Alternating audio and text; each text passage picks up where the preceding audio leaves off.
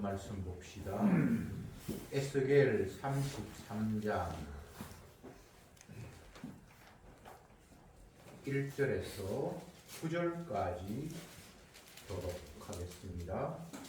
33장 1절에 여호와의 말씀이 내게 임하여 가라사대 인자야, 너는 너 민족에게 고하여 이르라. 가령 내가 칼을 한 땅에 임한다 한다 하자.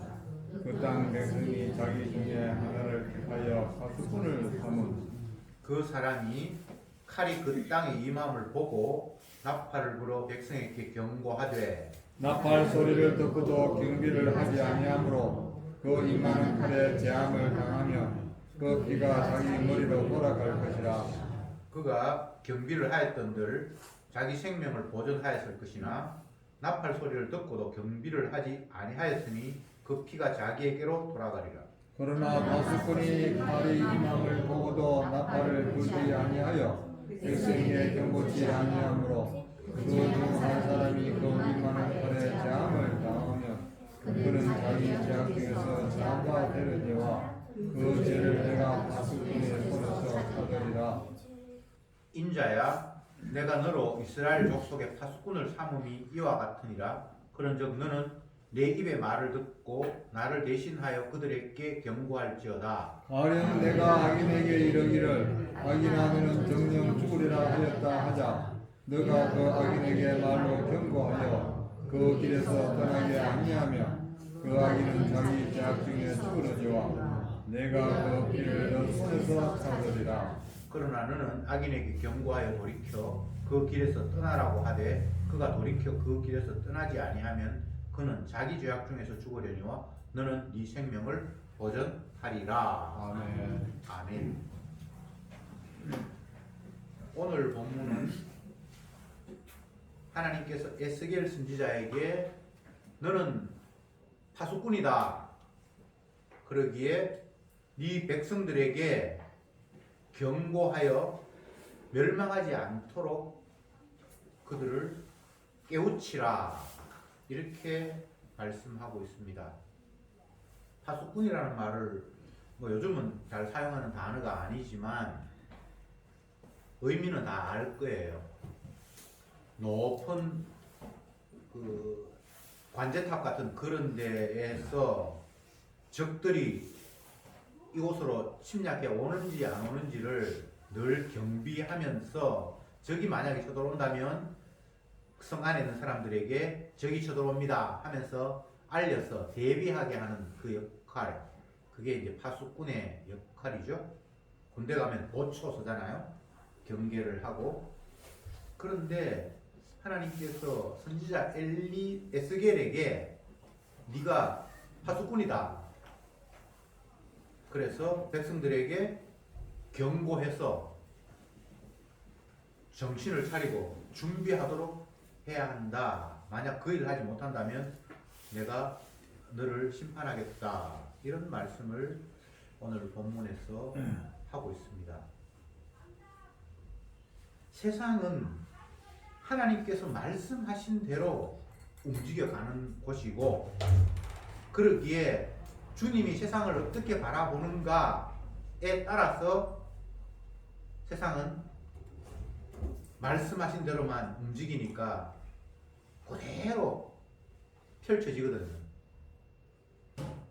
보통 큰 건물을 지을 때에는 큰 건물 아니라 작은 건물을 지을 때도 마찬가지입니다만 설계도가 먼저 나오고 그 설계도에 따라서 집이 지어지잖아요. 그렇게 생각하면 되는데 세상 전체가 하나님이 말씀하셨고 계획하셨는데 그 말씀하신 바가 선지자를 통해서 전해지고 그게 설계도가 공개되는 거하고 똑같은 거예요. 그래서 그대로만 펼쳐지게 되어 있는 것이 하나님이 만드신 이 세상입니다.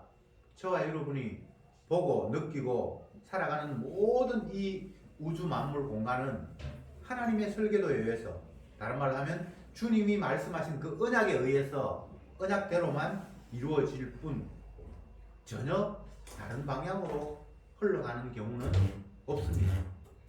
그래서 만물은 지으신 분이 계시고 그 지으신 분이 자기 뜻대로 운행하시고 그가 원하는 때에 마지막을 맞이한다. 그렇게 여러 번 성경에서 이야기를 하고 있습니다.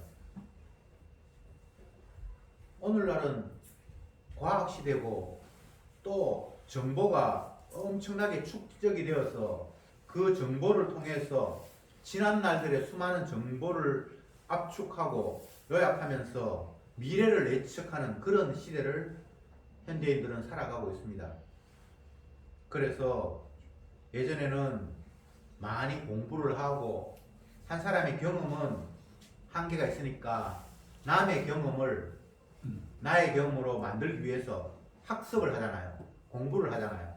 그래서 남의 경험도 내 경험인 것처럼 받아들여서 그것을 바탕으로 내일, 모레, 10년 후를 예측하면서 살아가는 것. 그게 인간의 살아가는 방식입니다. 그래서 오늘은 기계가 발달해서 뭐 AI, 인공지능 이런 게 발달해서 사람들이 학습을 많이 할 필요가 없습니다.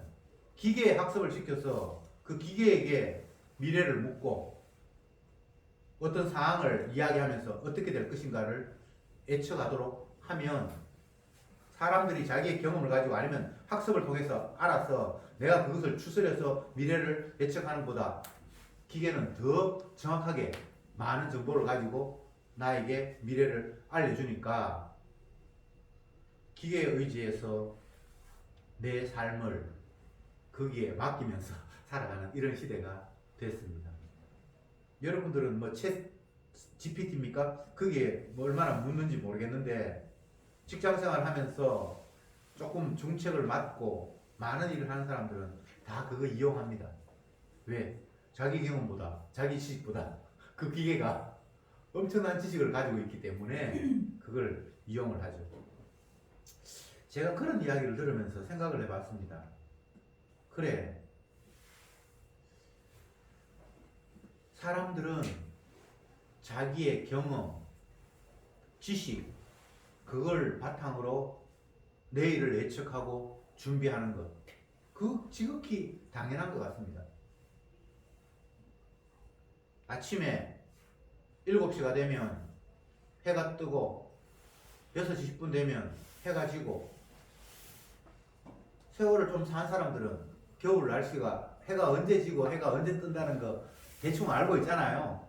그러니까 어둡기 전에 뭘 하고 또 아침에 일어나고 그게 별로 이상하거나 특별한 건 아니에요. 근데 그런 단순한 것들은 누구나 다 경험하는 일이기 때문에 내가 해가 지고 해가 뜨는 것은 알고 있으니까 거기에 맞춰서 어둡기 전에 뭔가를 하고 또 아니면 농사 짓는 사람들은 봄이 되면 씨를 뿌리고 가을에는 추수하고 왜? 가을이 더 지나서 내버려둬 봐야 더 이상 열매가 어떻게 되지 않고 그때부터 썩어가니까 이 경험치를 가지고 이런 걸 알 수 있다 이 말입니다. 그렇게 단순하게 우리의 경험을 가지고 알 수 있는 것이 있는가 하면 인간은 자기가 경험은 한계가 있잖아요. 그러니까 내가 경험하지 못했던 것들도 경험한 것처럼 해서 미래를 준비해야 되니까 그거는 이제 공부하는 거예요. 학습하는 거예요. 남의 경험을 내가 알아야 되니까 그렇게 해서 우리가 살아가거든요. 근데 이제는 기계가 그 경험치 정보를 많은 사람들의 정보를 자기가 다 집어삼켜서 그게 또 생각까지 추가돼 가지고 우리에게 알려주는 이런 시대가 됐어요. 그러니까 정말 지식이 정보가 경험치가 어마어마한 거예요. 그래서 오늘날 시대를 정보의 홍수 시대. 너무 정보가 많은데 어느 것을 내 것으로 취합해서 그거 따라 할 것인가? 그게 문제예요.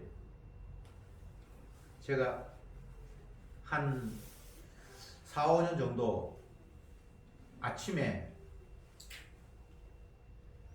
과일 주스 갈아가지고 마시고 떡 한 쪼가리 데펴서 먹고 하는 일 없는데 자꾸 몸이 부르니까 식사량을 줄여야 되겠다 싶어서 그걸 한 5년을 했거든요. 그랬는데 뭐 최근에 뉴스를 들어보니까 아침에 그 과일 주스 갈아가지고 마시는 거는 당도가 너무 높아가지고 특히 노인들한테는 건강에 안 좋다라고 이렇게 또 신문에 났어요. 그리고 그때부터 이제 그거 주스 안 먹어요. 이제 뭐 하는가? 겉보리 뭡니까? 오트밀인가? 네, 그게 또 그 좋다고 해서 이제 그걸로 이제 바꿨어요.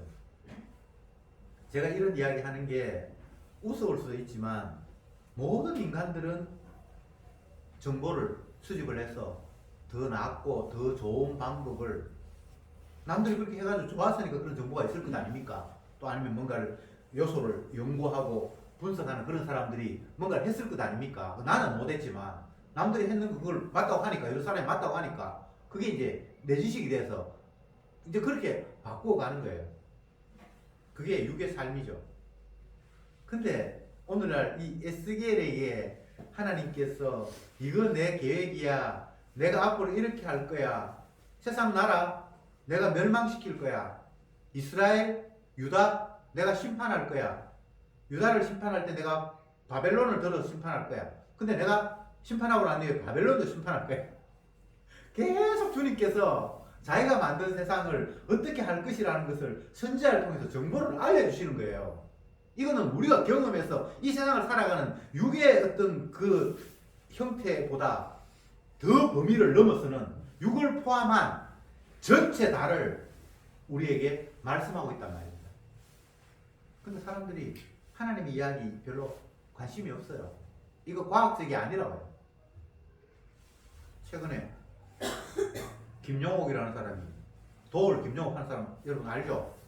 텔레비전 나오고 똑똑한 사람인데 그 사람이 사실은 옛날에 몸이 아파가지고 갑자기 건강이 안 좋아지고 젊을 때에 하나님 앞에 가서 자기가 회개한다고 해서 신학을 그 사람이 다녔대요.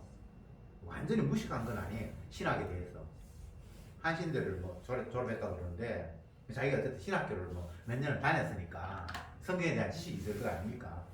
그래서 불경도 연구하고 성경도 연구하고 뭐 이렇게 해가지고 막 이야기하고 떠드는 사람이 있는데 최근은 아니고 뭐 몇 년 전에 어떤 자기가 지은 책에서 예수는 실존 인물이 아니다 라는 그런 책을 냈어요. 요한복음 주석도 냈어요. 그러니까 인간의 지식 공부 많이 한 사람이니까 그거 자기 판단을 가지고 성경을 읽고 성경에 나타난 예수님이 어떤 것인가를 해봤는데 결국은 예수님은 이 세상에 실제 실존 인물은 아니었다라는 것이 그 사람의 결론이에요. 그렇게 되면 이 성경은 어떤 책이 됩니까? 그냥 교훈을 위한 책 말고는 사실은 아닌 것이 되어버려요. 제가 뭐 세상의 정보를 가지고 내가 그 전에까지 알았던 정보 이게 좋다라고 했는데 나중에 새로운 정보가 오니까 그건 안 좋다. 그럼 우리의 삶을 바꾼다라고 제 예를 들어서 이야기를 했잖아요. 이게 육의 문제잖아요.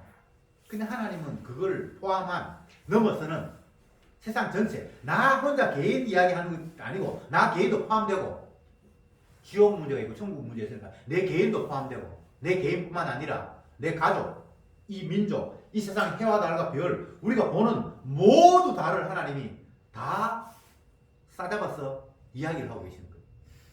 뭐 건강 문제 그 정도 문제가 아닙니다. 근데 이게 안 믿어지니까 이게 별로 의미 없는 정보가 되어버려요. 날마다 유튜브를 1시간 이상 본다고 평균적으로 노인들 65세 이상 된 사람 퇴직하고 별로 할 일 없는 사람 평균 하루에 1시간 이상 유튜브 본답니다. 그럼 오만 정보가 다 있는 거예요. 거기에는 심심풀이도 있고 또 실제적으로 자기 뭐 건강이나 뭐 자녀와의 관계나 뭐 여러 가지 뭐 온갖 이야기가 다 있잖아요. 그러니까 그걸 보면서 생각도 바꾸고 행동도 바꾸고 근데 성경을 평균 뭐 몇 분 보는지 모르지만 거의 안 보거든요. 안 믿는 사람은 뭐 안 본다고 치고 교회 다닌다고 하나님 말씀 믿는다고 해도 유튜브 보는 것보다 성경을 더 안 읽어요. 신문 보고 드라마 보고 이런 거보다 성경을 더 안 읽어요. 남의 이야기가 아니고 지금 우리 이야기 하는 겁니다. 그건 이유가 뭘까? 한번 생각해 보세요. 하나님의 말씀을 그다지 뭐 그렇게 심각하게 안 듣는 것 같아요. 그냥 일요일날 교회 가가지고 뭐 설교하면 듣고 나머지는 세상 사는데 이거 뭐 성경이 별로 도움이 안 되니까 당장 뭐 지금 기름값이 오르고 주가가 하락하고 뭐 서울대는 땅값이 계속해서 올라가 집값이 뭐 지금 올해만 해도 4% 올랐다 그러고 그러니까 내가 이 집을 살까 말까 땅을 살까 말까 지금 이런 데 관심이 있지. 하나님의 말씀 뭐 그건 특별히 바뀌는 것도 아니고 이게 좀 고정되어 있잖아요. 시시각각 주식이 오르듯이 석유값이 오르듯이 그렇게 변하는 게 아니잖아요.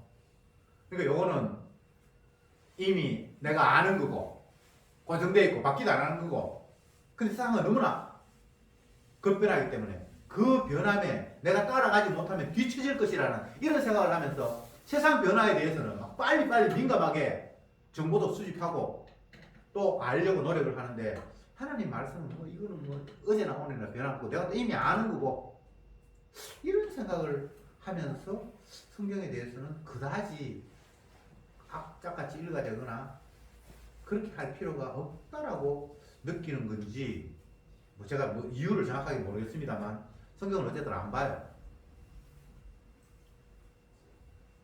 드라마는 재미가 있는데 성경은 재미가 없어.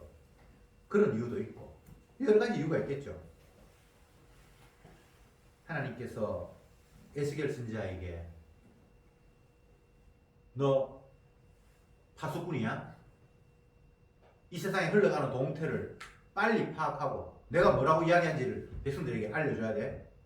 네가 만약 알려주지 않고 그들이 대비 못해서 멸망한다면 내가 너에게 책임을 물을 거야? 하나님은 그냥 겁주려고 하는 이야기가 아니고 이 실제적인 이야기거든요. 그러니까 선지자는 겁이 났더라도 하나님이 하신 말씀을 백성들에게 안 전할 수가 없는 거예요. 아모스는 뭐라고 이야기하는지 아십니까? 사자가 으르르거리면서 뭔가를 먹이를 찾아서 움직이는데 그 장면을 보고 그 앞에 벌벌 떨지 않을 사람이 누가 있겠니? 내가 하나님 앞에 지금 이런 상황이 돼가지고 하나님 말씀을 전하는데 너희들은 지금 뭐 내가 지금 엉뚱한 소리 한다고 그러는데 그럼 네가 뭐 잘났다고 임마 네가 하나님 뜻을 알아서 전하니 어쩌니 하고 네가 얼마나 배웠어 네가 성경을 얼마나 알아 하면서 나하고 이야기하는데 내가 알아서가 아니라 나는 농부고 아무것도 아닌데 사자가 으르렁거리듯이 하나님이 내게 말씀하셔가지고 전하라 그러는데 내가 무슨 방법으로 입 다물고 있어 이렇게 이야기를 한다 이 말입니다. 오늘날 신약시대의 성도는 이 시대의 파수꾼처럼 하나님의 말씀을 전해야 할 책임이 있어요. 성령이 너희에게 임하시면 너희가 땅끝까지 이르러 내 증인이 되리라고 말씀하셨어요. 때를 얻든지 못 얻든지 복음을 전파하라고 말씀하셨어요. 근데 이런 하나님의 말씀이 우리에게 뭐 그다지 그렇게 큰 의미로 안 와닿아요. 기회가 되면 뭐 전도하면 되지. 뭐. 정의, 뭐 정의는 어떻게 정의 되는지 모르지만 그냥 그런 말씀이 있다라는 것 정도만 알고 흘려 버리는 거예요. 하나님 아직 하나님이 무서움으로 이 실감이 안 나요. 아모스 선지자, 에스겔 선지자, 진짜 아모스 선지자 그 표현을 너무 잘한 것 같아요. 사자가 으르렁거리는데 그 앞에 있는 사람이 어떻게 벌벌 안 떨겠냐. 하나님이 내게 나타나가지고 이거 전해라고 이야기하는데 내가 너희들 싫어한다고 에이 뭐 하지 마라 이렇게 할 수가 없다는 거예요. 육의 생리와는 자기도 육을 가지고 있기 때문에 하나님 말씀이 그다지 그렇게 뭐 기쁜 소식도 아닌 것 같고 별로 그게 매력적인 이야기가 아닌 것 같고 내가 이거 얘기해봐야 사람들이 안 먹혀들 것 같고 어떤 때는 싫어하고 어떤 때는 뺨을 때리고 옥에 가두고 심지어 죽이기도 하고 선자를 그런 거 내가 모르는 바 아닌데 나도 육을 가진 인간이니까 원래 내 죄악된 본성을 가지고 하나님 말씀 싫어한다는 거 아는데 주님이 나타나셔서 사자가 으르렁거리듯이 전해라고 하는데 내가 겁이 나서라도 안전할 수가 없어. 선지자는 그런 존재입니다. 하나님 앞에 붙들려서. 신약의 사도들도 마찬가지고. 근데 저와 여러분들 어떻습니까? 물론 사도다, 선지자다, 성도와 동일하다라고 말하기에는 조금 어폐가 있습니다만 역시나 우리가 복음을 전해야 할 증인의 역할, 파수꾼의 역할이 우리에게 없는 게 아니거든요. 그러니까 이런 말씀을 보면서 때로는 주님이 두려움으로 경외의 대상인데 공경을 하되 왜 경외할 때 두려운 마음으로 공경할 대상이 하나님이거든요. 그냥 친근해가지고 막 먹는 뭐 어깨동무 할 수 있는 그런 하나님이 아니거든요. 이스라엘 백성에게 나타나신 하나님이 얼마나 두려운 분입니까? 모세에게 나타나신 하나님이 불 가운데 나타나신 하나님이 얼마나 두려운 하나님입니까? 그 하나님하고 그냥 우리가 뭐 친구 만나서 농담하듯이 아니면 누구와 만나서 정보 새로 얻고 새로운 뭐 소식 하나 얻듯이 그렇게 차 한잔 마시면서 이야기할 수 있는 그런 분이 아니잖아요. 하나님의 말씀을 읽을 때 우리의 자세가 그러해야 할 것 같아요. 그냥 뭐 문자가 있고 하니까 이렇게 돼 있네. 나 이건 또 처음 듣는 소식이네. 그런 것이 아니라 천지 만물을 지으시고 말씀대로 세상을 다스리시고 하나님이 말씀에 불순종할 때는 무섭게 심판하시고 그런 하나님의 말씀 앞에 우리가 앉아 있을 때에 과연 국어책 읽듯이 소설 읽듯이 그렇게 하나님을 대하면서 성경을 읽을 수가 없는 거거든요.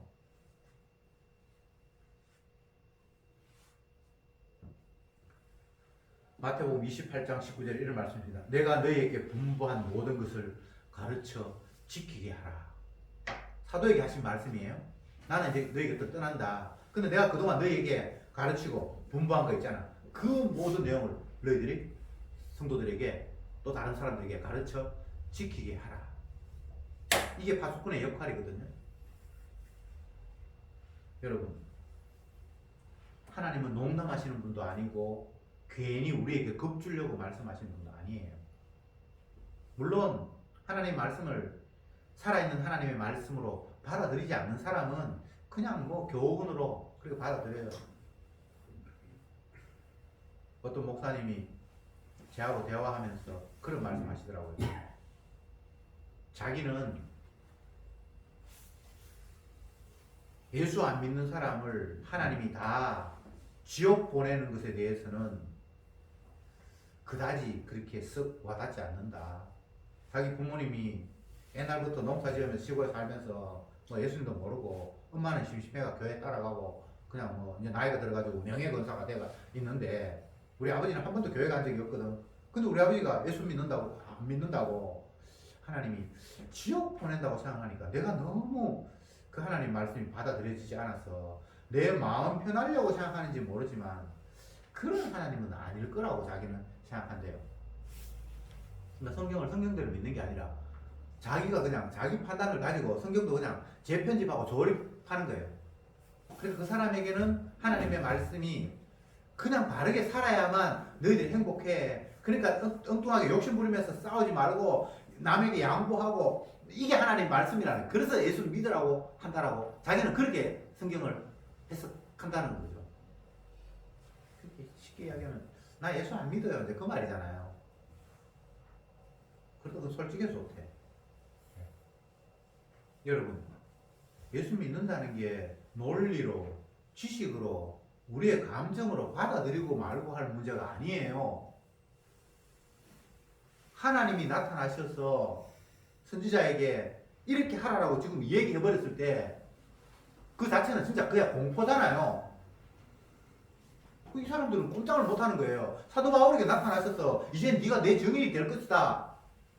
그동안은 네가 나를 핍박했지.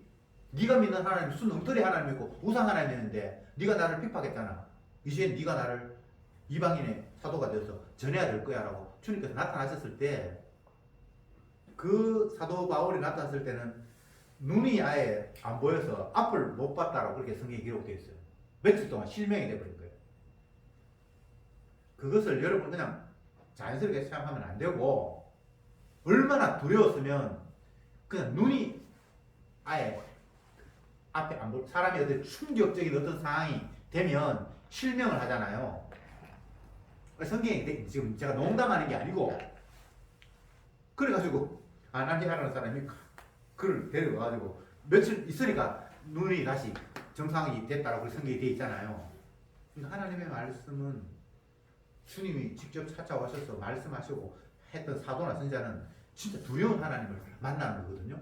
우리는 그런 식으로 만나는 것이 아니라 그냥 전하는 사람을 통해서, 성령을 통해서 우리에게 간접적으로 직접 뭐 나타나서 음성을 들려주고 그런 건 아니지만, 그러나 이게 사실은 같은 말씀이거든요. 너무 우리가 하나님 말씀을 가볍게 생각하는 거예요. 무엇 하나 우리의 삶이 하나님의 말씀에 비추어 봤을 때 문제성이 없는 게 하나도 없어요. 다 문제라. 이것도 문제, 저것도 문제, 이것도 엉터리, 저것도 엉터리. 그러니까 우리가 믿는다는 믿음 이 자체가 거의 엉터리예요. 그럼 뭐 어떻게 제대로 믿는데? 우리에게는 방법이 없어요. 주님께서 알려주시고 깨닫게 하시는 그 말고는 절대 방법이 없어요. 우리가 잘 알지만 지난번에 찾아봤는데 신명기 한번 찾아봅시다. 29장. 신명기 29장.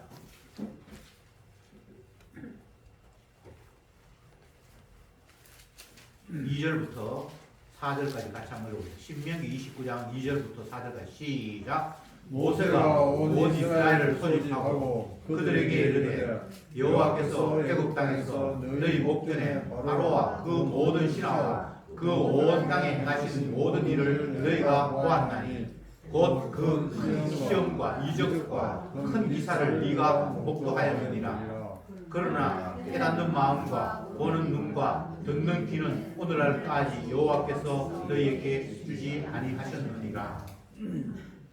이게 지금 무슨 말이죠? 이스라엘 백성들은 출애굽하는 과정에서 하나님의 엄청난 능력으로 애굽에서 나올 때도 어린 양의 피 때문에 나왔는데, 그것도 사실은 말이 안 되잖아요. 문틀에 피 발렸다고 해서 그 집에는 장자가 안 죽고, 그거 없다고 해서 죽고, 이게 말이 안 되는 거거든요. 근데 실제적으로 그런 일이 일어났잖아요. 출애굽하기 전에 자기가 살던 애굽 땅에 완전히 초상이 나가지고 집집마다 다 장자가 있을 것 아니에요. 울고 물고 난리가 났어요. 근데 하나님 말씀에 순종해가지고 어린 양의 피를 바르니까 그 집에는 초상이 안 났어요. 근데 그게 얼마나 신기한 일입니까? 어린 아이든 노인이든 장자는 그냥 다 죽여버렸어요. 하나님이 멀쩡하게 살아 있었는데 병들어서 요양병원에 있는 사람이 죽은 게 아니고, 그것뿐만 아니라 애국 병사들이 따라오는데 바다가 갑자기 육지가 돼가지고 건너버렸어요. 광야 40년 하루도 그러는 경우도 없이 하늘에서 만나가 안식일 말고 안식일 전날은 이틀분 하나님께 주셨으니까 계속 하나님께서 그들에게 먹이셨어요. 그 외에 뭐 적을 물리치는데 뭐 여호수아와 제사장들이 성을 도는데 마지막 날 성아 무너져라 여호와의 칼이여, 그러니까 성이 갑자기 무너졌어요. 그러니까 이 모세가 신명기 29장에서 하는 이야기가 이 모세 유언이었거든요.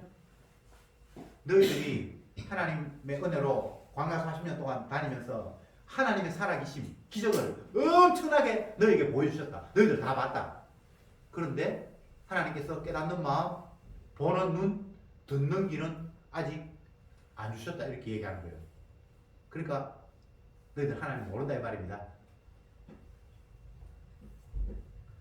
우리는 정보가 주어지면 그게 지식이 되고, 그렇게 해서 이제는 정보가 주어졌으니까 내가 안다고 생각하잖아요. 그건 육의 논리예요. 하나님에 관해서는 주님의 일하심은 우리가 경험했다고 아는 게 아니고, 봤다고 아는 게 아니고, 체험했다고 아는 게 아니에요. 하나님이 깨닫는 마음을 주시고 보는 눈을 주셔야만 알게 되는 거예요. 그러니까 인간적인 방법으로 하나님을 알 수는 없어요. 주의 영이 찾아와서 자기의 은혜를 알게 하시는 그 경우에만 알게 되어 있는 거예요. 그러니까 이것은 참 이런 말씀을 읽을 때마다 우리의 하나님의 말씀 앞에 무능자로 내가 할 수 있는 일은 아무것도 없으므로 날마다 벽이 되어 그 말씀이 우리에게 다가와야 합니다. 근데 깨닫는 것도 그것도 보여주실 때만 잠깐이에요. 다시 원위치로 돌아가 버려요. 어제 깨달았는데 그 어제 깨달음이 오늘날까지 계속 지속되는가? 그것도 아니에요. 바람이 임의로 불되 어디로 와서 어디로 가는 것을 알지 못한 같이 주의 성령의 임함이 이와 같으리라. 바람 불 때는 알아요. 바람이 부는 줄. 근데 씩 지나가 버리면 그냥 바람이 안 불면 또 아무것도 없어요. 그러니까 우리는 하나님을 안다라는 것을 이제 내가 붙들었다, 이제는 안다, 이건 내가 변치 않을 거야, 그렇게 붙잡을 수 있는 그런 종류도 아니에요. 그 날마다 열어주시고 또 그때 깨닫게 해주시고 그때 보게 하실 때 그냥 알 수밖에 없는 이런 구도 속에 저와 여러분들이 놓여 있어요. 근데 주님을 붙들지 않을 수 없는 상황, 그분 앞에 간절하게 주여 불쌍히 여겨주십시오라고 이야기하지 않으면 안 되는 상황 속에 모든 인간들은 놓여 있습니다.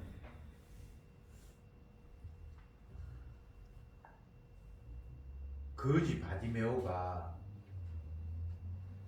소경인데 거지예요.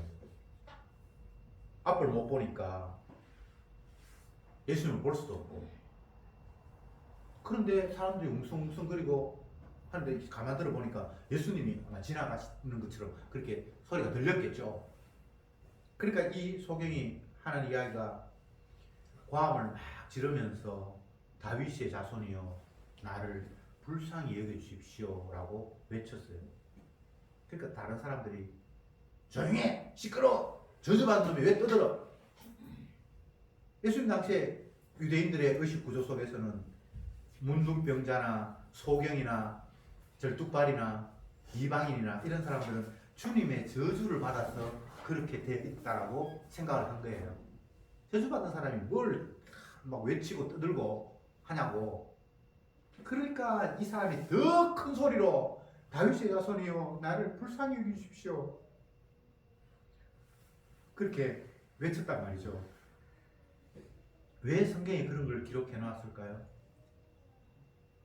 멀쩡한 사람, 나는 앞을 보고 예수님이 가니까 따라가고, 그래서 나도 주님 앞에 뭐 떡 꿈을 하나 얻어먹을 수 있을까 싶어서 웅성거리면서 따라가는 그런 사람, 그런 사람과 앞도 못 보고 예수님이 누구지도 모르는데 소리 겨우 들려오는데 보니까 이 사람은 메시아예요. 그래서 이 사람만이 나를 이 불행 가운데서 건져줄 것이라고 생각하면서 다른 사람들이 제재하든지 말든지, 다른 사람이 나를 저주받았다고 하든지 말든지 다윗의 자손이여 나를 불쌍히 여겨주옵소서 라고 외쳤던 그 외침의 순간이 제대로 예수님을 알아보고 예수님을 필요로 한 순간이잖아요. 나머지 이거 따라가는 거 이게 다 헛방입니다. 그냥 떡 하나 더 얻어먹으려고 내 육신에 뭔가 채워줄 수 있을 것 같이 그렇게 그냥 생각한 거예요. 근데 그냥 다윗의 자손이 아니에요. 예수가 뭐 다윗의 자손이든 말든 그거 관심이 없고, 능력 많으신 하나님, 이 땅에 왕이 되면 우리가 평안하게 굶주림 없고 질병 없고 내 행복하게 살 수 있을 것 같은 그런 예수님일 뿐이었어요. 근데 이 소경 거지 바디메오는 유일한 구원자가 바로 이분이라고 깨달았어요. 그래서 다윗의 자손이요 나 좀 불쌍히 여겨주십시오. 당신 아니면 더 이상 소망이 없는 자예요 라고 외쳤던 겁니다. 예수 믿는다는 게 그냥 교회 가고 뭐 성경 한 번씩 읽고 그런 모습이 아니에요. 우리의 삶의 현장에서 날마다 주님 저 좀 불쌍히 여겨주십시오. 주님의 은혜가 아니면, 주님이 보게 하지 않으면, 주님이 듣게 하지 않으면 나는 아무것도 보지도 듣지도 못하는 그런 무능자잖아요. 그 마음이 저와 여러분에게 늘 있어야 됩니다. 그래야만 하나님 말씀 한마디 한마디가 생명의 말씀이고 살아있는 말씀인데, 이것도 우리가 깨닫는 것이 아니라 내 선학적인 개념으로 이걸 해석하고 이해하는 것이 아니라 주님이 알게 하지 않으면 나는 보기는 보아도 알지 못하고 듣기는 듣도 깨닫지 못하는 자가 바로 나라는 사실을 인정할 때에 주님 앞에 불쌍히 여겨주십시오라는 말을 할 수밖에 없잖아요. 주님이 우리에게 열어주지 않으면 안 되는데, 모세가 그렇게 이야기했잖아요. 너희들 주님에 이끌려서 뭐 기적을 행하면서 지금까지 40년 동안 살아왔는데 하나님이 눈 안 내려줘서 너희들 지금 모르고 있다. 그러면 이 이야기 들었으면, 만약 여러분들이 이스라엘 백성처럼 그런 기적을 보고 살아왔는데 우리를 인도하는 모세가 너희들 기적 봤지? 그게 하나님의 능력이라고 생각했지? 근데 너희들은 깨닫는 마음 없어. 그런 말을 들었으면 여러분 심정은 어떻겠어요? 정말 억장이 무너지는 거예요. 자기들은 하나님을 알고 경험했다고 생각했는데 모른다고 하니까, 여전히 너희들은 까막눈이라고 하니까 얼마나 이게 심각한 욕입니까? 마치 예수님 당시에 서기관 바리새인들이 자기들은 신앙생활 잘하고 백성들에게도 존경받을 만큼 금식하고 기도하고 막 이렇게 했는데, 너그 애비는 마귀야, 네가 섬기는 우상이야, 이렇게 소리 듣는 거하고 똑같은 거예요. 그렇죠? 그리고 화가 나서 예수님 죽여버리잖아요. 내가 얼마나 하나님 사랑하고 열심히 율법 지키는데 내가 마귀 새끼라고? 어디 함부로 입을 열어? 하면서 예수님을 잡아 죽여버렸잖아요. 성경이 왜 그런 것들을 기록해놨는지를 우리가 깨달아야 되겠죠. 이 땅에 있는 모든 인간들은 그 범주를 벗어날 수가 없습니다. 내 지식으로 아는 하나님 아니에요. 내 경험으로 하나님의 능력을 체험해서 하나님이 이렇게 일하실 거라고 하는 그 경험, 그거 다 아니에요. 날마다 주님의 십자가의 능력이 우리에게 찾아오셔서 다시 한번 십자가의 의미들을 우리에게 깨닫게 하시고 우리의 마음을 열어주실 때, 그 순간 예수님이 이런 분이었구나, 하나님이 원하시는 것이 바로 이것이었구나 라고 깨닫게 되는 겁니다.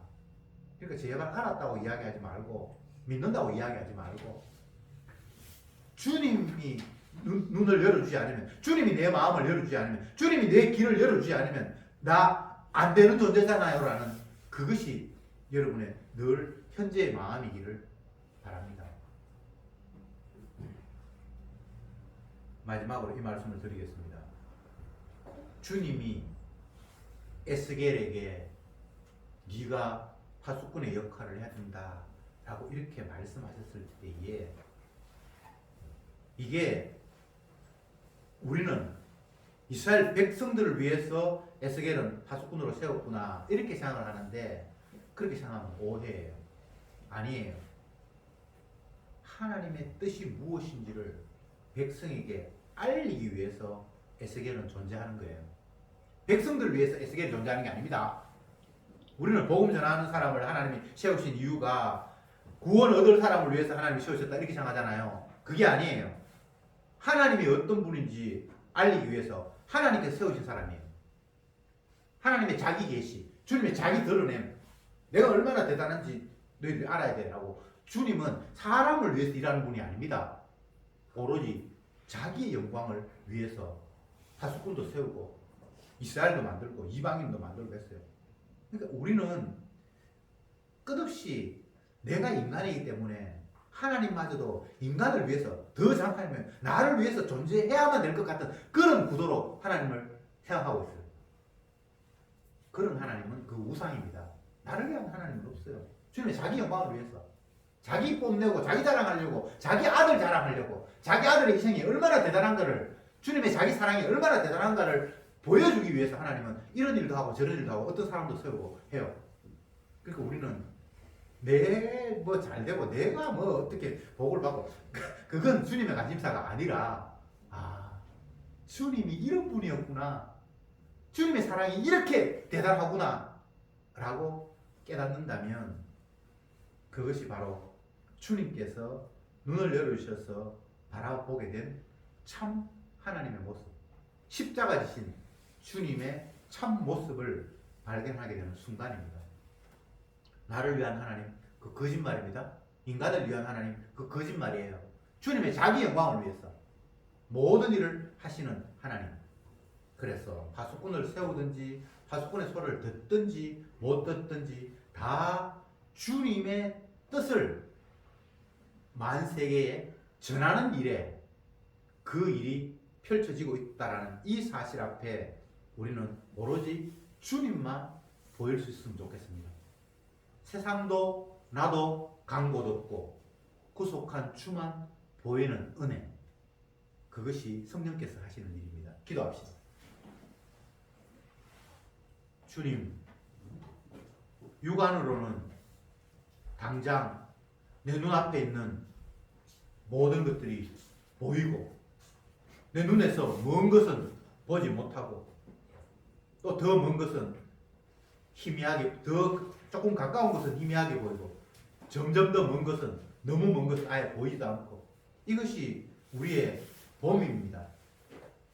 그러나 주님의 말씀은, 주님은 우리의 눈으로 보는 것이 아니라 주님께서 보게 하실 때만 영의 눈으로 주님의 주되심을 바라볼 수 있는 줄 압니다.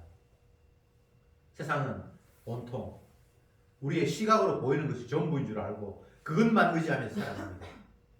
그러나 정작 세상은 보이지 않는 주님의 말씀에 의해서 움직여지고 주님의 영광을 위해서 돌아간다는 그 놀라운 진리 앞에 저들은 다른 모든 것들은 잊혀져 버리고 또 배설물로 보여지고 온전히 주님과 그 십자가의 보혈의 피만 저들에게 선명하게 보여지게 하옵소서. 예수님의 이름으로 기도드리옵나이다.